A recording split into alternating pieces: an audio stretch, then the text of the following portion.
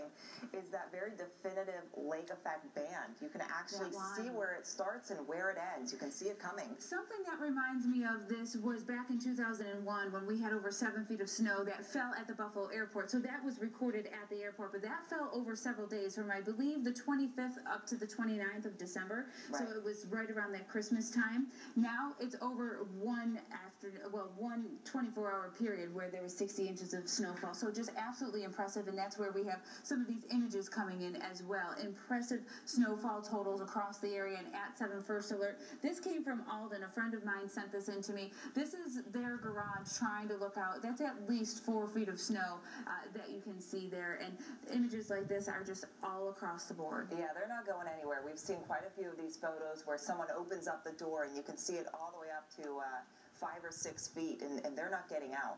And that's the same for South Buffalo. From South Buffalo all the way to Alden, they're looking at these several feet of snow, and again, it's over that 24-hour period. And not only do we have one system just gone through, we have another one to come. So we'll send it over to Andy Parker. Take us through the next 24 to 48 hours. Yeah, those images are going to be telling. When the sun comes up today, there's going to be a lot of folks buried in snow. Let's get to 7 Super Doppler, because the lake effect snow band, while this one is about to wrap up, it's going to end with a burst of snow in downtown Buffalo. Let's get right to where it's going and where it's going to be. It is leaving West Seneca. You folks who are the hardest hit right in through here, Elma, you can stick your head out the door and finally not see snow. Where we are finding it right now is in the downtown proper, the core of that, as it moves through. It's all the way up to around the 198, and that'll continue to move northward. Now let's go to the northern extent of this as we move a little further up Niagara Street, and here you can see again the 198. There's Main Street, Harlem, Kenmore. This is coming your way, North Buffalo. So if you have plans to head out right now, you might, if you can delay them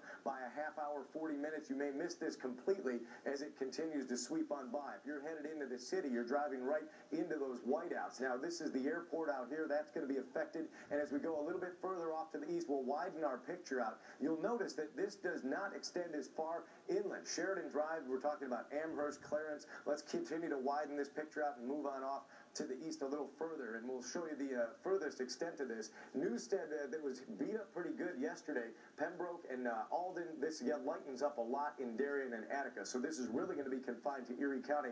Let's talk about where this is going. So let's look at Future Look, a very powerful tool for us here. Will help you identify when things are going to clear up. Already doing so in Hamburg, West Seneca, Orchard Park. It's going to be in the city for about the next hour and a half, and then begins to move quickly to the north. Niagara Falls, Grand Island, it'll be a slow mid-morning commute. We're not done there. While that does fade away over Lewiston and Youngstown by noon, you can expect a round of snow in the mid-afternoon and right about the evening drive, a burst of snow downtown. Lake effect begins again. That second warning Autumn was talking about starts late in the evening with a burst of snow after everybody's home, and then unfortunately it drops into the south towns again during the day tomorrow. 7-day